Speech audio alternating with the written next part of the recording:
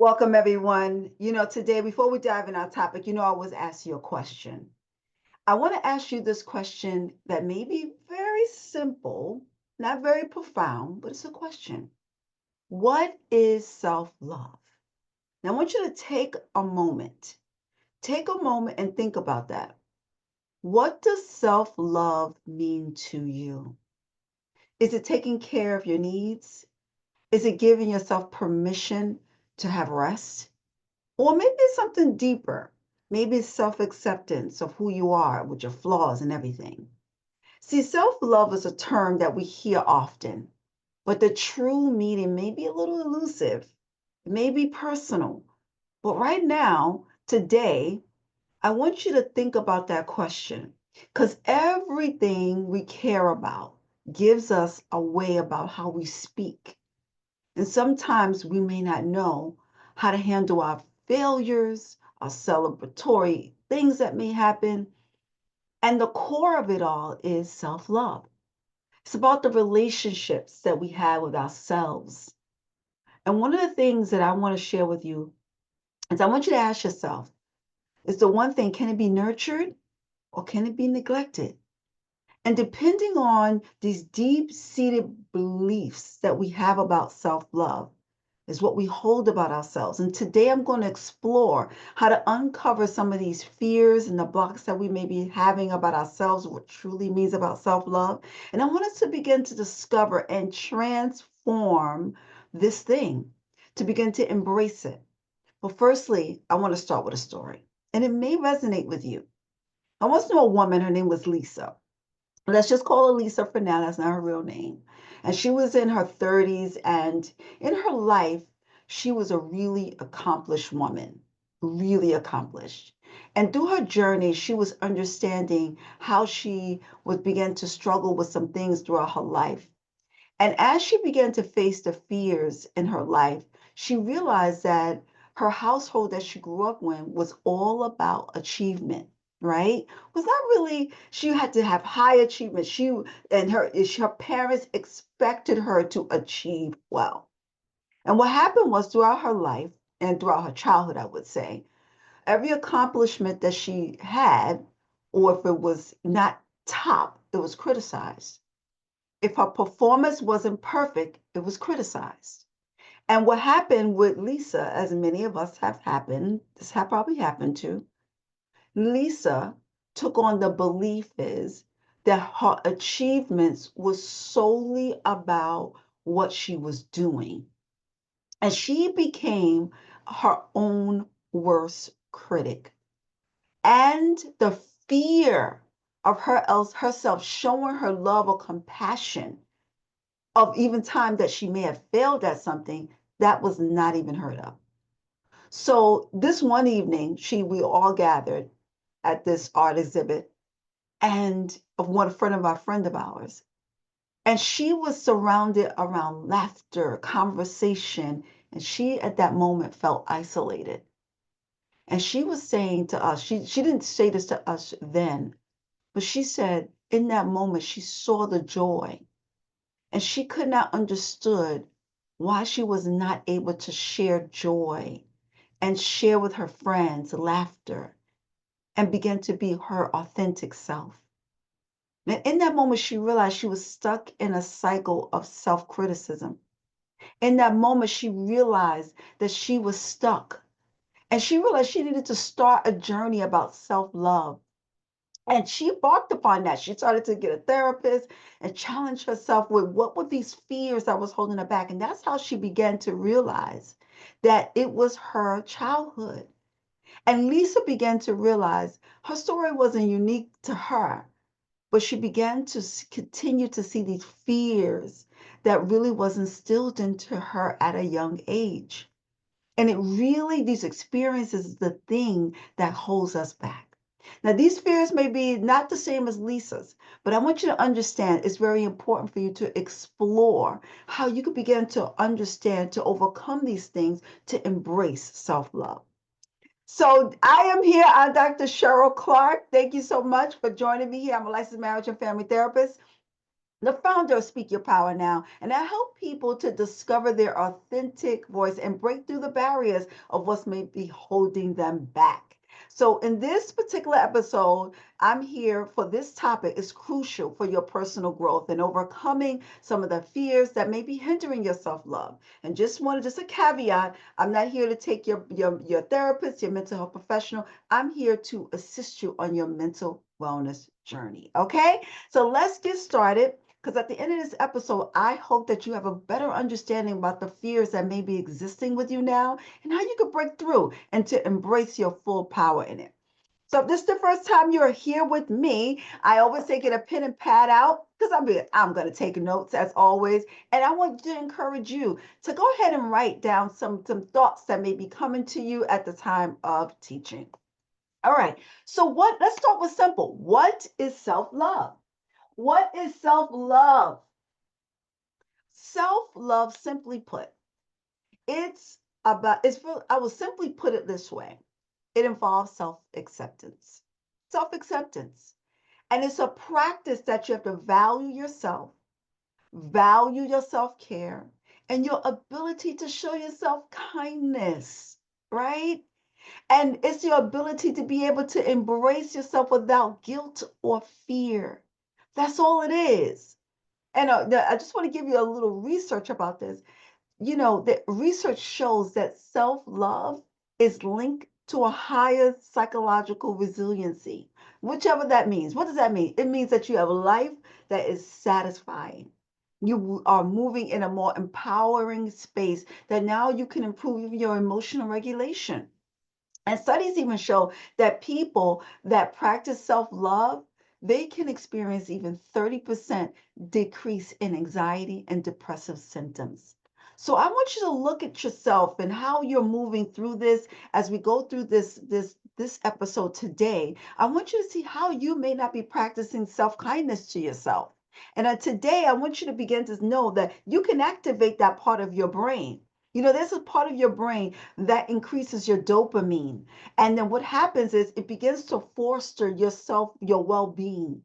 And in this, you can find yourself really getting good at letting your self-love be second nature to you.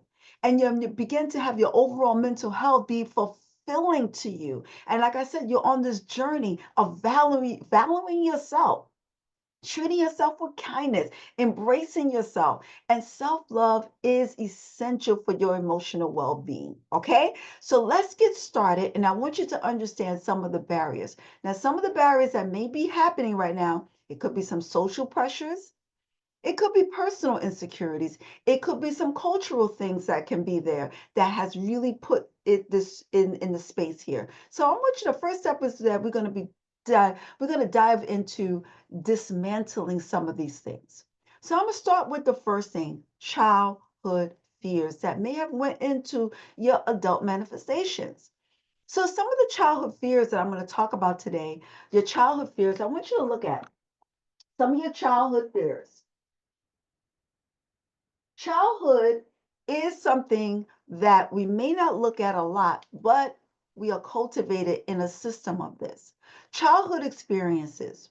This is where a person may not receive some of the validation, positive reinforcements.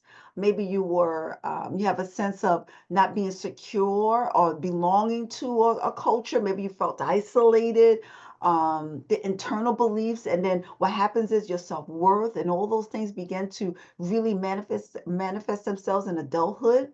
And what that looks like is self-sabotaging behavior. And we're going to discuss some of that, and accepting you not even able to accept your accomplishments without being able to outwardly say it out loud without feeling guilt.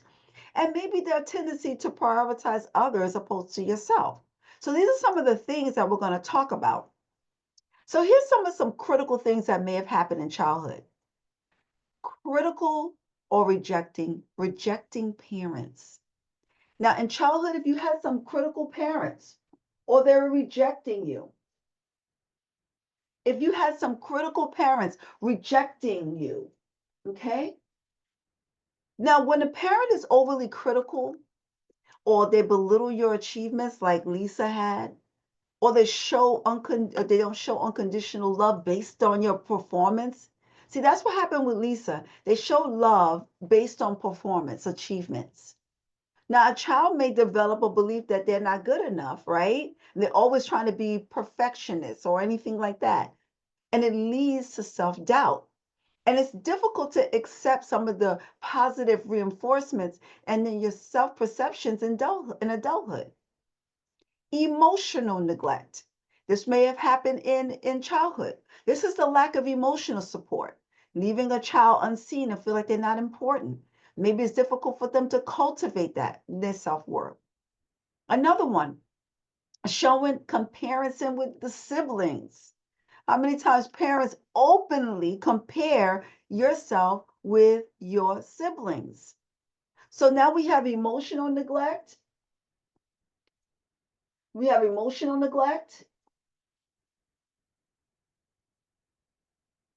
Then we have comparison with your siblings.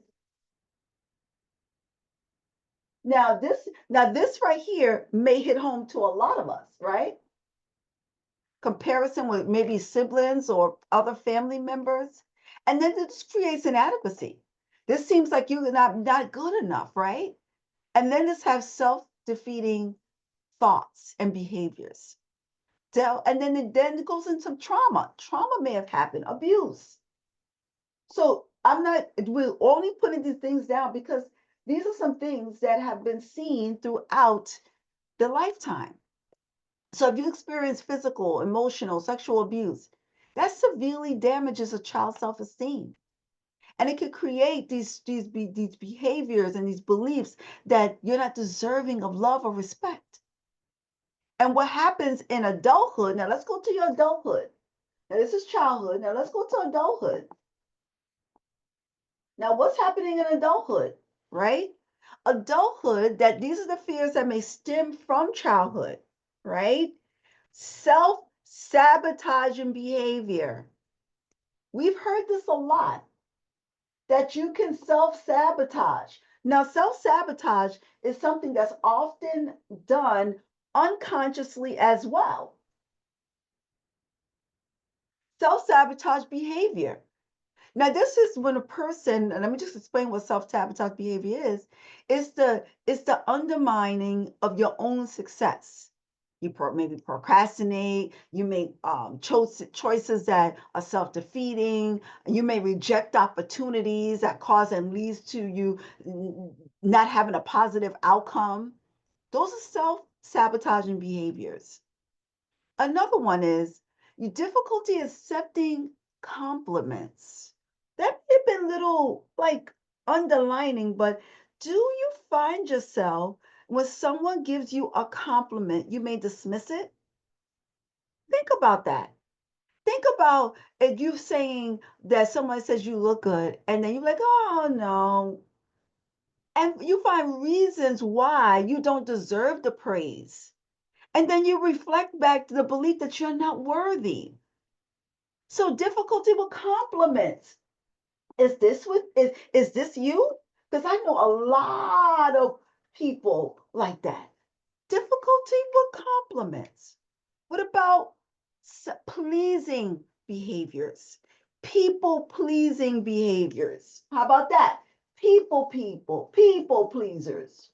Now I know that we have heard this time and time and time again. People pleasers. Now, when you are a people pleaser, you want to gain validation from others. So these are individuals that prioritize other people's needs before their own, and they neglect their own desires and boundaries and things of that nature. And also, if you find yourself in adulthood having relationship challenges, this is a big one. This is a big one. Relationship challenges. This is what this means. What does that mean, Cheryl? It means that sometimes you may fear of self-love that leads to these romantic relationships that you have difficulty trusting your partner, fear of intimacy, depending on what happened, and constantly seeking external validation.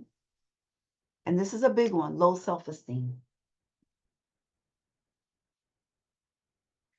Now, we talk about this a lot, low self esteem.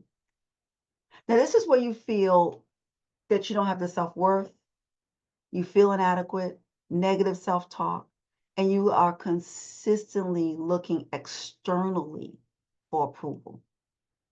This is big. This is big because these are all these things that may happen in childhood that now are showing up in adulthood, and you may not even know it.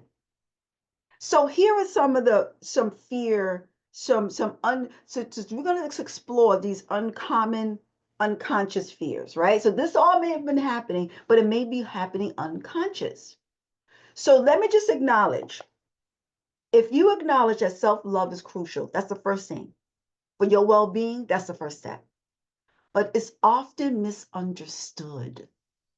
So here's three, I'm going to give you three common fears, okay? Just three fears. Three fears. That's why I said I'm all over the place with my little board here. But three fears. Here we go. Three fears. And what the first one is, fear of being seen as arrogant. Arrogant.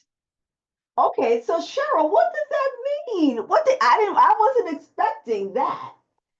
I wasn't expecting you to say that.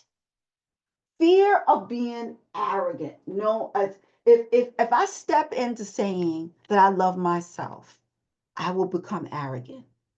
So let me clarify the difference between being arrogant and self-love. Arrogant involves you overestimating your ability to putting others down. That's all that is. Whereas self-love is a healthy respect for yourself. And then it really understands your self-worth without comparing yourself with someone else. So if you look at someone that's arrogant, they think they're superior over others. They think that often they may lead with a condescending behavior, right? And self-love includes you and accepts oneself and accepts yourself. And you don't need to put anybody down for you to begin to move in self-love. It focuses on the personal growth with positive regard. And you don't rely on the external validation. So the one big takeaway I want you to take from this is arrogant is rooted in the desire to appear that you're better than others. Let's say that. And where self-love is being able to embrace the whole self with kindness, respect, and it doesn't require you to compare yourself with others to get your value. So I hope you got that. I hope you got that. We need to debunk some of these things. And I want you to begin to look at the when you are self-loving on yourself, being true to who you are, moving with the confidence that it's inward work that I got to do. And it's not at the expense of anyone else. That's how you build relationship with yourself and others. The second fear, if I love myself, I'm going to be deemed as selfish. Selfish. If I love myself, is selfish? No way. Selfish? See, I want you to look at this because this is some unconscious fears, but we may just be carrying them, right? So the fear of you understanding this, remember the childhood message that you may be carrying that I got a experience of maybe of rejection in back in the when you was a child, or punishment of valuing yourself, the fear of losing that connection with the family if you show anything of self-love. And when you look at this, it's probably manifesting in your adulthood. See, the patterns is that you can begin to rewrite these things and cultivate a healthy relationship with yourself and others. See, this fear may have been conditioned in your childhood.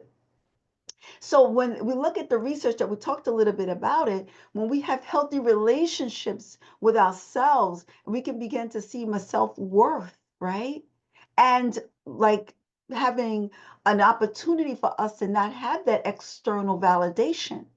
But as we begin to find ourselves, and even neuroscience research shows that when we begin to activate our brains of caring for ourselves, that's that caring part of our brain, that's when we increase the oxytocin, right? And we could begin to produce that in our lives, and we could feel as though we're safe and we're connected. And I want to begin to debunk some of these misconceptions about this, that love is not being selfish. Loving on yourself is not being selfish. But many fear that if I show myself love, that I'm going to be deemed as being selfish. The next one, the third one, some fears, some misconception, judgment. Judgment. Judgment. Okay, judgment. What does that mean? I want you to know that if you societal may may say that if you're practicing self-love, you're prioritizing your own needs, and they may criticize you and glorify, and often they glorify you just being, just busy or self-sacrificing. It's like sometimes loving on yourself, why do you feel like you have to be in a space where you can't have boundaries? Because that's all it really is. They're going to shame you or guilt you into feeling as though that you cannot put boundaries there. So they'll judge you and make you feel bad or feel guilty about doing that. No, prioritize yourself. If I prioritize myself, I'm going to be judged by that. I want to debunk that. If you prioritize yourself, if you go to the gym every day and you make sure that you take care of yourself, I commend you. If you say that I'm going to take care of myself and I look good and I'm going to maybe get my nails done, have a spa day, have a massage, I don't feel guilty about that. You're going to feel judged by that? No. Be able to be with it, knowing that you're prioritizing yourself. And don't worry about if you're going to feel judged, because those are things that may happen. The fear of being arrogant, the fear of selfishness, the fear of judgment. Because if you do it in a right way, you can begin to move in the space where we're coming in next to overcoming the fear so you can make self-love second nature to yourself. What does this mean? And you may have all these fears, you may have all these things that have come up to your adulthood, all those things. But I want to show you right now how you can shift your daily routine, and make this a habitual part of yourself so it can become second nature to you as you consistently practice developing self-love. There's tools that you can take. As a solution focused therapist, I always leverage on your strengths, what is already existing, what is successful behaviors that you already have, and then begin to cultivate self-love and automatically have that be a part of your life. And these approaches that I have, I want you to focus on what's already working for you. And then I want you to begin to look and see how you can cultivate it. Okay? So right now, I'm going to give you about 8 different things that you can do. Write them down. Okay? Because I want you to be so successful in this. Okay? I want you to write it down. I don't really have a lot of space here because I've been writing up a bowl. I've been writing like a mad woman. All right. So the first thing is daily acts. All right. Number one, daily acts. I have to write a little smaller, but it's okay. Daily acts. That's number one. So you're going to start small with manageable sets, daily acts of kindness. Okay. Who are you going to show kindness to? To yourself. Small acts of kindness to yourself will reinforce self love. So being able to incorporate these little steps in your routine, maybe your activities that you enjoy, I want you to be in saying that it's not you're gonna treat yourself and then think it's like an obligation, but actually be able to have a second nature. Let it be simple. Take a few minutes a day, read your favorite book or have your favorite latte, whatever it is that you're doing, and then do it without distraction. Treat yourself. Whatever that looks like for you, treat yourself like you love yourself. The next one is I want you to become mindful. 2, mindfulness. Now we hear this word a lot, but it's very important for you to become mindful because sometimes we're just so unconsciously moving. So become aware of your negative thoughts. Be mindful of any self negative talk and then replace them with affirming thoughts. So, mindfulness of thoughts, specifically any negative thoughts, okay? Number three. Now, this is the one I love. I love all of them, but I do this every day, and I tend to tell people, and I have a journal here that I utilize. You can get it on the site as well. It's reflection, self-reflection. Let me make that very clear. Self-reflection is important. Okay, self-reflection. So what happens is, and now this is very important. Journaling is important, but I like a journal that prompts you. Prompting journals, they uncover some of the beliefs of self-worth. See, writing down your thoughts and feelings of success and challenges, that's good. I'm not saying it's not. But reflecting, being prompted with entries, it provides you with insight. It also provides you with the space that you can, you're adapting a non-linear type of journaling. So the method that I have for traditional journaling is like, you write it down, all those things. You just kind of journal your day. But as you are consciously being prompted with visual prompts, you can actually begin to move in a space of actually being intentional. What did I actually do? And where am I? I'm tapping into a deeper part of my emotional filter. And then you're into a space where it's non-judgment, because sometimes the prompts will allow you to realize that don't judge yourself.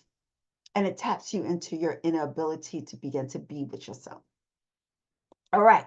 Fourth, healthy boundaries. Boundaries are important.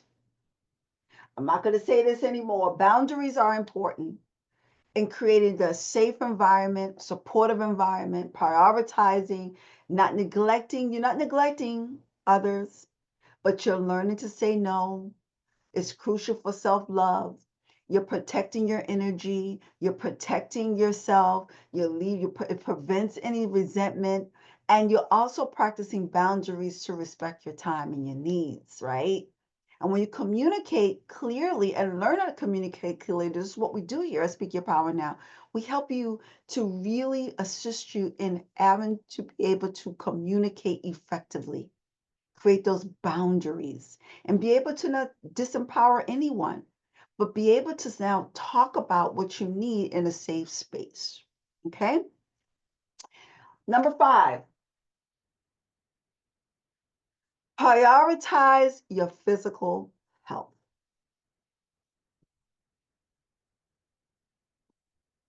Okay? Prioritize your physical health. Now, what does that mean? Your physical health impacts your mental health. Your mental health impacts your physical health.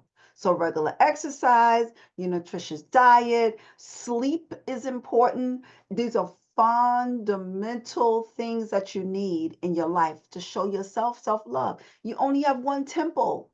So, why don't you take care of it and feel good? You're going to feel good about when you're taking care of your physical health. This improves your overall well being. Okay. Number 6, it's like rocket fire. This is what I'm saying. Write these things down because it's going to be very important. Seek professional help. Therapy is important.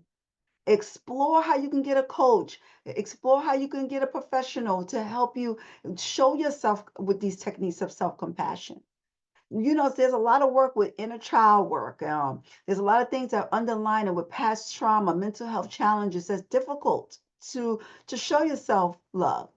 And you got to work through those things with a therapist and work through those things with a professional guide that will be able to move you forward. So I would say seek a therapist. I'm a therapist. I love therapy. I think therapy is great. professionals out there that can begin to move you to your next level. And lastly, but not completely, be patient. It's not a rush.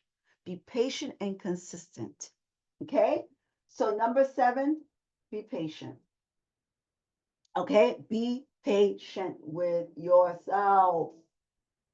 Okay? And be consistent. Let me say that. Okay? Patient and consistent with yourself. Self love is about you having the habits to be consistent with yourself, right? And be persistently consistent. And I think it will become second nature to yourself. And you regularly remind yourself, these practices are important to me. It will begin to shift your mind. Make this a routine. Make it a sacred ritual in your life. Make this thing a sacred ritual where now in the morning you're reflecting and you're being able to move in these things, right? And you're activating what are meaningful practices. So I'll give you the bonus of number 8 is that I would say your spiritual practices or a sacred ritual that you're going to do. This is important. So whatever you believe in or whatever however you do, do a sacred practice, because what the sacred practices or sacred rituals will do is it will begin for you to tap into something bigger than yourself and than your inner self. So every time you're looking at this, I want you to see it. Now, as we're putting it all together, I want you to look at these are common fears that may be holding you back from really embracing self-love. But I want you to explore where it originated at. I want you then to provide yourself with some of these actions that you can break free from. Remember, self-love is not selfish, but you got to understand that you can empower yourself. And I want you to be encouraged to take one step towards self-love. And then as you're understanding about you, I want you to see how you can get connected. Get connected with here and Speak Your Power Now. As you're taking your time to begin to realize this is my opportunity to take my loving myself very seriously and know that I can do it. Let it become second nature to you. I want to thank you so much for joining me on today, and I hope that you found this discussion very helpful. If you did, like, share, subscribe, tell someone who needs to hear it. Let them know Dr. Cheryl is sharing some gems over here on her channel, Speak Your Power Now. Let's link up.